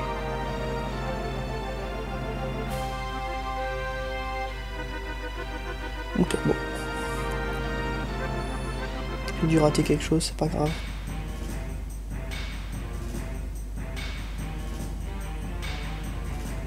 Donc là ça sûrement joue Veritas. Voilà. Et ça joue Eris. C'est foutu là, je pense.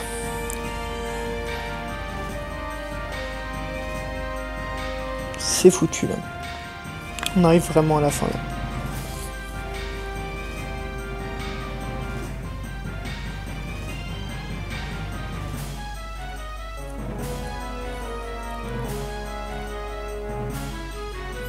Dodaluma, ouais, est-ce que Dodaluma sera suffisant? Et vu qu'il y a Eris, je ne pense pas. Ça détruit 2 de ses soutiens terre pour faire revenir par ses envies.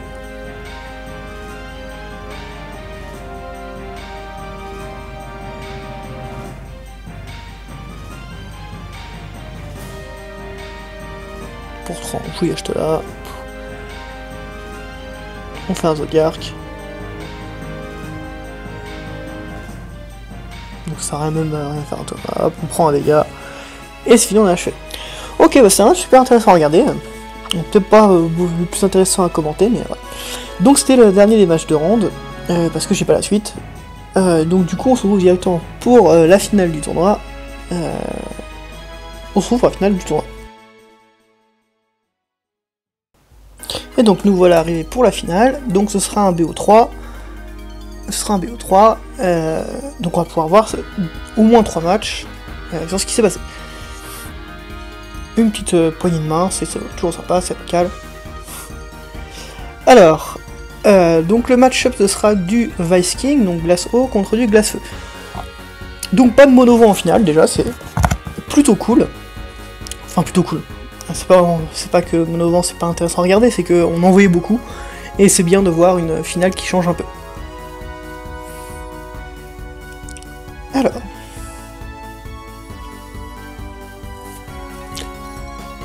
Ça va défausser un Genesis et un lock pour jouer un site d'Empire Gestalt, donc ça va tuer ton FF6.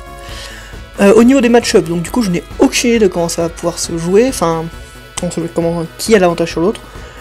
Je dirais que Vice King a plus de moteur de pioche, donc il peut aller plus vite que le Glace-Feu, mais le Glace-Feu doit avoir plus d'outils de contrôle. Donc, on va c'est kiff-kiff, ça va être des match-up équilibrés. Il n'y en a pas un qui va avoir un gros ascendant sur l'autre. Donc c'est fausse double Genesis pour jouer la Jinabat. Les soutiens qui peuvent pas infliger de dégâts aux avants, c'est plutôt fort. Pourquoi? Parce que ça joue feu en phase, donc on peut avoir des soutiens qui peuvent faire quelques dégâts. Ça reste toujours un soutien de toute manière, c'est toujours rentable. Plus un gladiateur, le gladiateur ça va faire revenir Viking sur le terrain. Donc c'est toujours fort. C'est un bon départ. En face on a joué donc 6 d'Empire Gestalt, donc on a fait comme si c'était un soutien à 2. On va jouer directement Céleste, donc ça va geler, ça veut jouer agressif, donc ça va geler le gladiateur. Ça ne peut pas pouvoir jouer Leila facilement, pour faire un Leila Viking par exemple. Et en plus de ça, ça joue Lock, donc on va faire défausser une carte. Ok.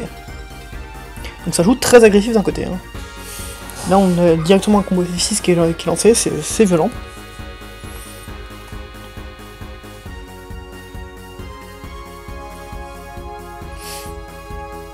Donc là il va falloir très vite répondre, parce que on a quand même un avant à 8000 et un avant à 7000 qui sont posés sur le terrain, dont un qui va nous faire défausser chaque fois qu'il attaque. Il va falloir faire attention à ça.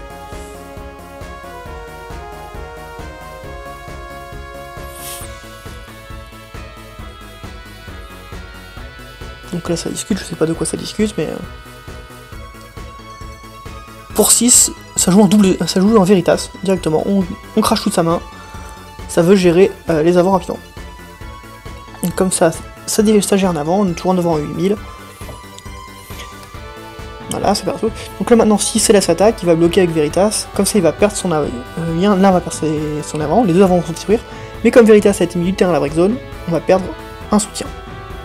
Donc ça m'étonnerait qu'on attaque. Sauf que maintenant, Galargue, ça change le fait. On va prendre le point de dégâts, c'est ce qu'il y a de plus sûr.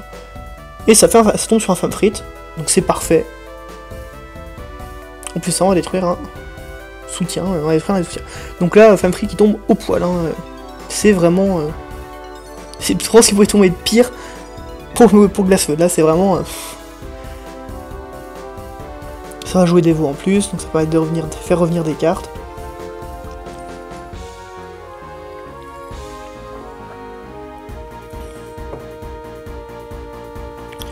Donc déjà, tous les locks qui sont partis. Hein. C'est-à-dire qu'il n'y a plus de lock en face. Donc une fois qu'on aura géré ce lock là, il n'y aura plus de lock sur le terrain, dans le jeu de verse. Donc Argas, on va faire défausser la carte en plus. Là, ce Famfrit, il a tué la game. Littéralement. Hein. On passe d'un avant à 2 soutiens, à 0 avant et un soutien. Argas va bloquer, il a fait son boulot. Il a fait défausser une carte. Pas besoin de plus. Après, défausser carte, ça joue Sephiroth. On fait défausser les 2 dernières cartes. Et en plus de ça, on a la même puissance que Locke. Donc, c'est parfait. Là, là, je pense que ça devient très compliqué pour le Glace-Feu. Hein. Là, le Famfrit, il a fait vraiment trop mal. Parce que là, à partir de là, le Vice King va juste soit pouvoir piocher, donc pouvoir se refaire une main plus facilement, soit il va, comme il le fait depuis tout à l'heure, il va faire défausser les cartes de la main adverse. C'est compliqué. Là, c'est... Sachant que si on regarde sa break zone, il n'a pas perdu tant que ça. Oh, merci de me l'enlever alors que j'étais en train de lire, hein. Il n'écoute pas vu que c'est une vidéo que je regarde, mais... Ouais, donc il a pas perdu grand chose, on a toujours 3 soutiens. Ah bah merci. En fait, il m'écoute, mais c'est trop bien. S'il suffisait de faire ça. On a une Linoa qui est toujours là. Oh, il peut faire revenir une Linoa avec le Devo. Oh, il va pouvoir attaquer avec Sephiroth. Faire un dégât, faire un Linoa, faire défausser 2 cartes. Oh là là. Ça va être... ça va être dur.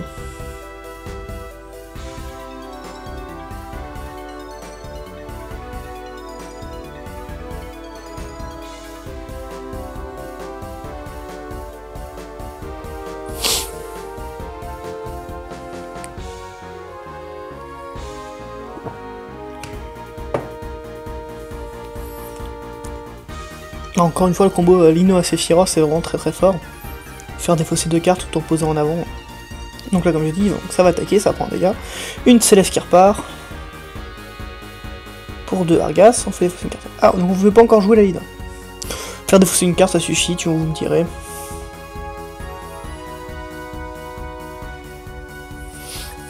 C'est vrai qu'il vaut mieux garder le soutien au maximum.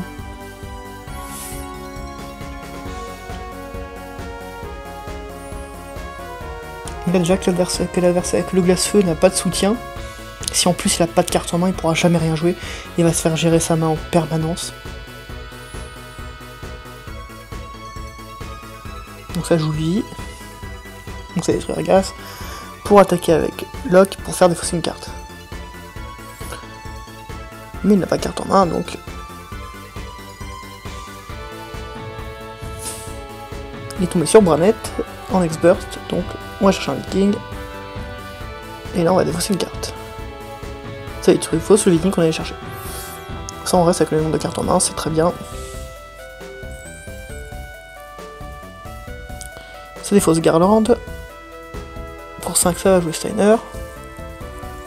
Ok, donc qu'est-ce que ça peut aller chercher? Ça peut aller chercher un Eiko. Je crois que ça doit jouer Eiko. Ah non, un Kuja, mais non, un Kuja. Un Kuja. Et ça va défausser ce Kuja pour jouer le GM. Ça fait défausser la carte. On va attaquer avec Sephiroth, ça fait du gelé, lock. Voilà.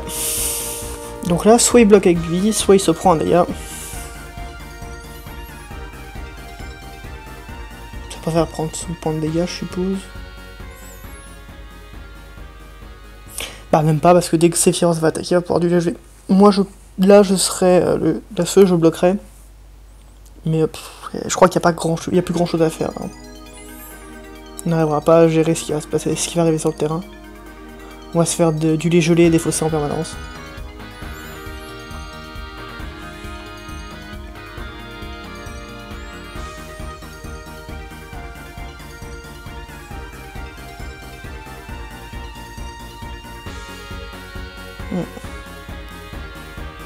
Voilà, ça fait un tour vide.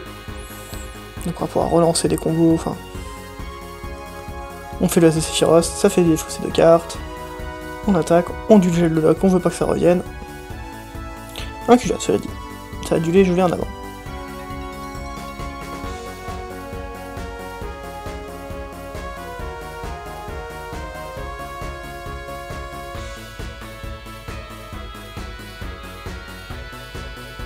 Alors, qui va être du lait gelé?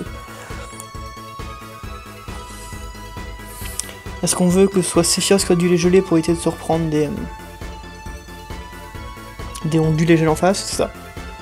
Et du coup, c'est-à-dire que Steiner et Vivi peuvent attaquer facilement.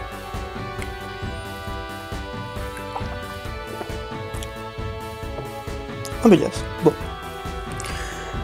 Ça va pas empêcher Vivi de... truc, mais ça va faire piocher une carte, cela dit. Faire piocher une carte quand on se fait défausser en permanence, c'est bien. Donc voilà, 5-3, ça va payer 2 et ça va jouer encore un gladiateur pour faire revenir éventuellement un viking. Ouais, là va falloir vite revenir.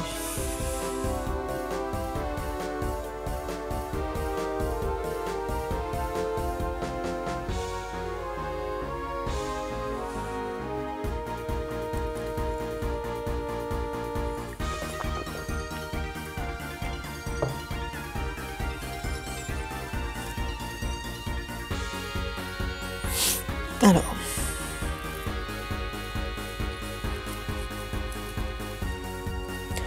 Le seul problème c'est que la feu ça a besoin de ressources pour faire Son combo, c'est de faire des fossés plus gérer les cartes sur le terrain.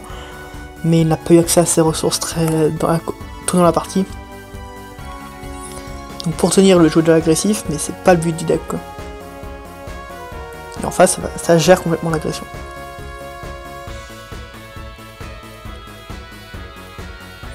Encore un tour blanc.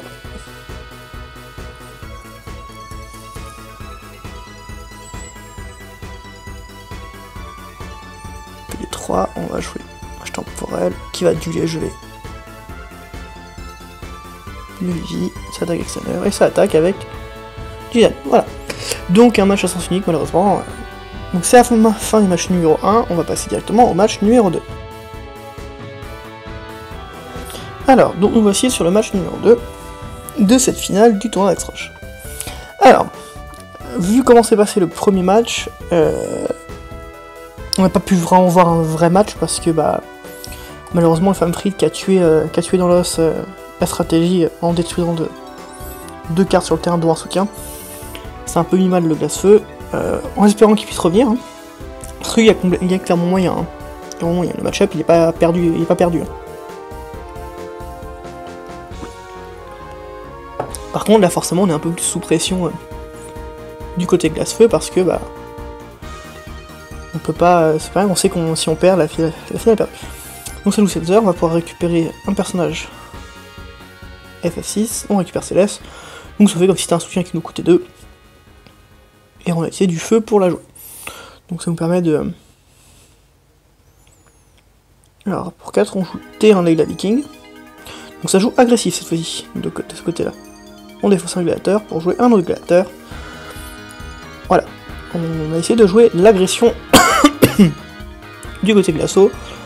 Cela dit, un seul avant un peu fort en face et ça suffit. Maintenant, est-ce qu'il va préférer se prendre les dégâts et se poser ou est-ce qu'il veut déjà directement répondre à l'agression?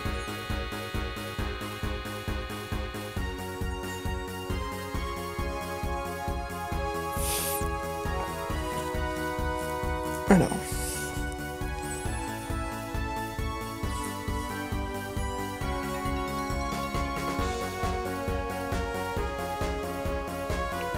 Donc ça décide de laisser pour le moment ça veut pas forcément jouer en avant. On va aller chercher, est-ce qu'on va essayer de se prendre les 2 claques ou est-ce qu'on ça joue en avant?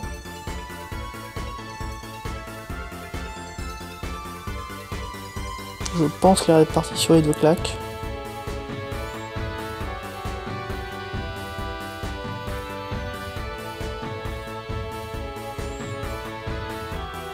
Alors, je vais dire, on a toujours 5 cartes en main, donc on peut très bien encore jouer en avant. Il n'y a rien qui nous en empêche. Donc ça va essayer peut-être de jouer en avant là.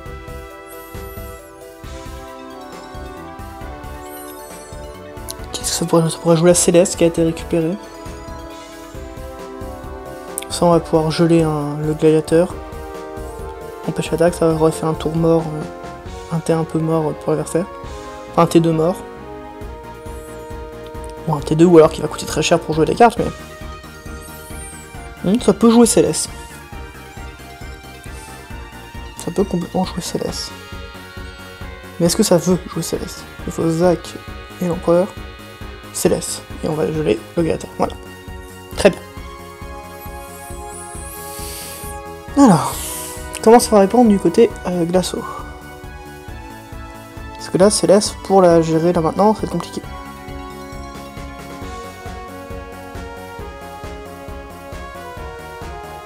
Il faut 2 Linoa pour jouer un des eaux. Très bien. Donc au final, ça a peut-être pas fait tant que ça chier d'avoir perdu son gladiateur, que son gladiateur soit gelé. Ça dit, il y a toujours le problème Céleste qui est là.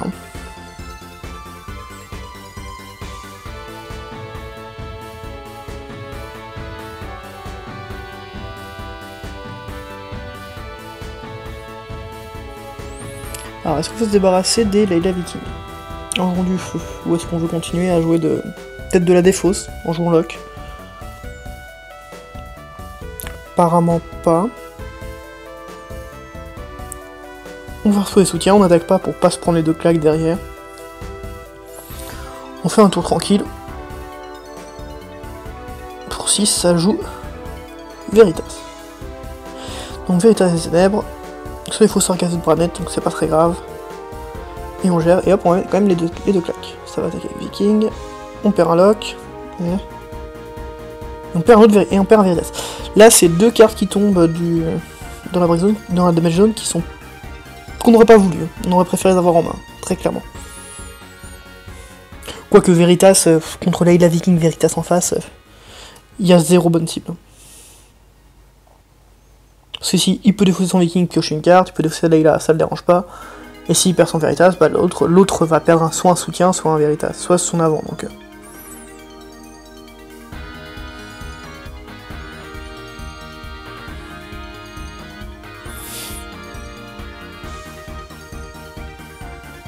Et donc on voit donc la défausse c'est quand même de retour. Hein.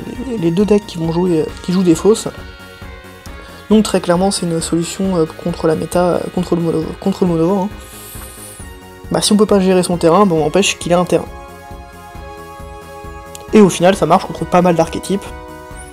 Mais c'est dans ces decks là qu'on voit que Veritas Ténèbres c'est vraiment une excellente carte. Hein. Ça gère beaucoup de choses. Et on a du mal à gérer. Donc ça joue Locke, ça va faire défausser une carte. Et ça fait partir un Sephiroth. Bon, c'est très bien. Un Sephiroth en moins, c'est toujours un Sephiroth en moins.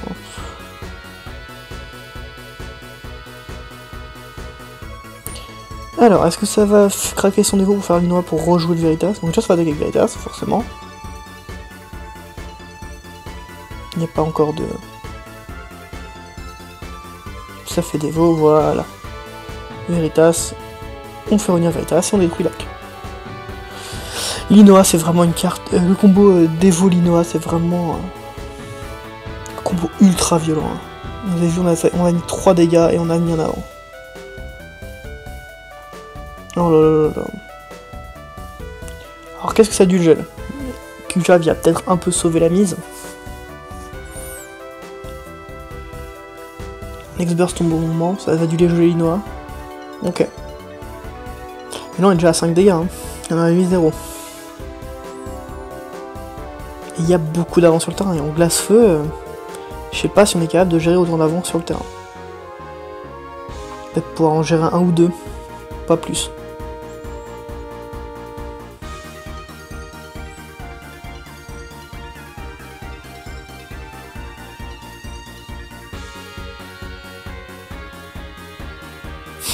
Non, là c'est vraiment... Donc au final, on remarque que le match-up est compliqué. Glace-feu contre glace-eau, c'est compliqué.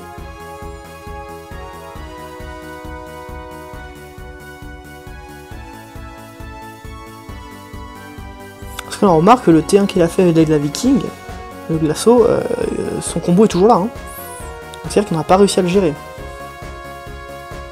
Et en face, on a réussi à gérer tous les terrains adverses qui arrivaient. Donc pour 6, 7, c'est fier. On va jouer Phoenix, d'accord. Donc Phoenix sur Veritas. Et on va jouer Vivi, je suppose. Locke, on veut faire défausser une carte. D'accord, très bien.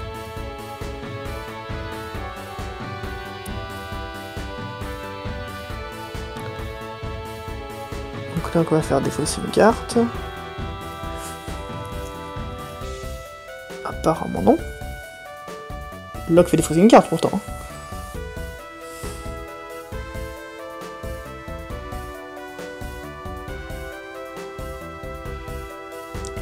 Pourquoi Locke ne fait pas défausser de carte? On a bien les 2 personnages de FF6 pourtant. Et pourquoi Veritas a pas fait son effet? Peut-être qu'ils discutent encore de ça, je ne sais pas.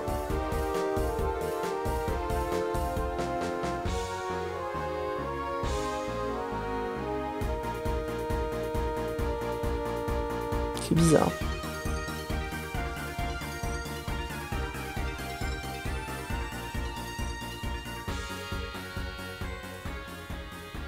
D'accord, ça fait... Oui. Alors, ça fait l'effet de... Donc ça fait Veritas, d'accord. Par contre, il y a un truc qu'il faut savoir, c'est qu'on fait d'abord revenir l'avant sur le terrain, puis on affiche 8000.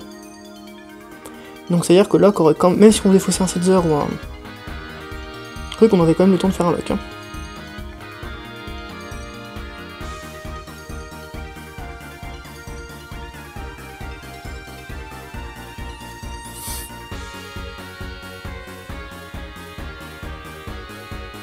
Donc ça attaque avec Ruke, ça attaque avec Leila, et c'est fini. Ouais, bah écoutez, bon, bah des matchs de finale pas super, pas les plus intéressants. Cela dit, bon, c'était quand même des matchs intéressants à voir, mais c'est vrai que c'est très unilatéral, hein, il y a vraiment pas eu le glaço, on a l'impression qu'il se baladait un peu. Alors peut-être que le premier match, c'est le Famfrit qui a changé complètement la game, mais sur le deuxième, là, on a vu que... Alors je sais pas si c'est une mauvaise sortie ou une grosse sortie d'un côté, mais clairement il y avait un deck qui était plus fort que l'autre. Donc voilà, donc c'était la fin de cette vidéo sur le tournoi de Louviers. N'hésitez pas à me dire ce que vous avez pensé dans les commentaires. Je reviens peut-être dans la semaine ou dans la semaine prochaine avec une vidéo avec un nouveau format. J'espère avoir fini plus de temps entre déménagement, etc. En attendant, je vous dis passez une bonne soirée, puis je vous dis à plus. Salut!